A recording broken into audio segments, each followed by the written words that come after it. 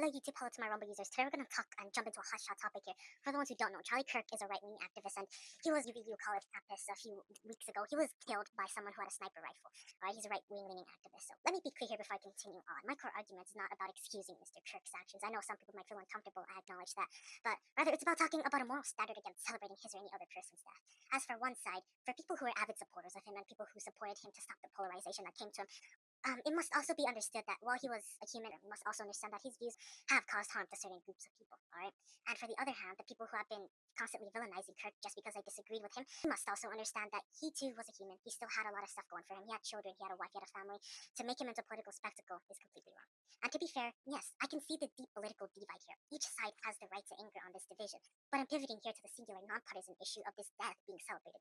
And to the critics out there, I'm not saying that Kirk deserves some sort of Emmy award or some sort of parade. I'm just saying that celebrating his act of death, or even regardless of his politics, is a moment that's not meant for it. It's a moment that's meant for silence, not celebration. The reason I'm saying that is that he was a teen just like us. He had the talk once. He got an F on assignment. He grew up just like we were before. Right? It doesn't excuse his actions now, but he still has the common human grassroots that how many people grow up today. Right?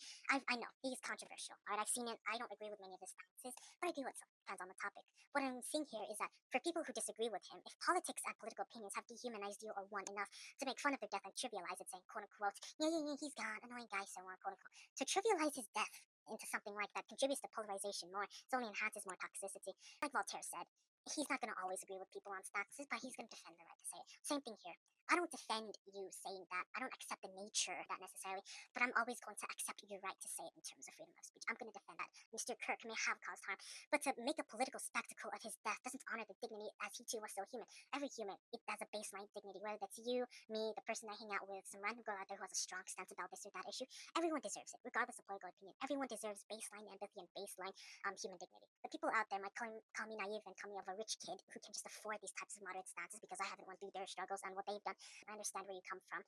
The reason that I will take such moderate stances here, it's not to dehumanize others, but to understand it from an impartial lens. It means that looking at each other's sides for factual merits and ethical process.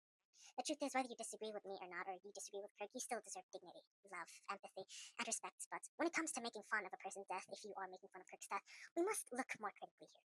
Whether you're a random person to the web listening to this, or maybe you're one of my school friends, we must look and think critically. Alright, the truth is, I still love you. Not as like a wife or husband, but like a human warmth. What it means to be human. But it also begs the last question. If you're celebrating his death, are you doing it because others became that same product of the same cycle of polarization? Have you fallen into that trap too? As a last note, even Adam Smith argued that the capacity for sympathy, term that he used for the feeling of empathy, naturally weakens as an individual's social and political distance from others increase. This one's an example of that. Right? His book is called The Theory of Moral Sentiment.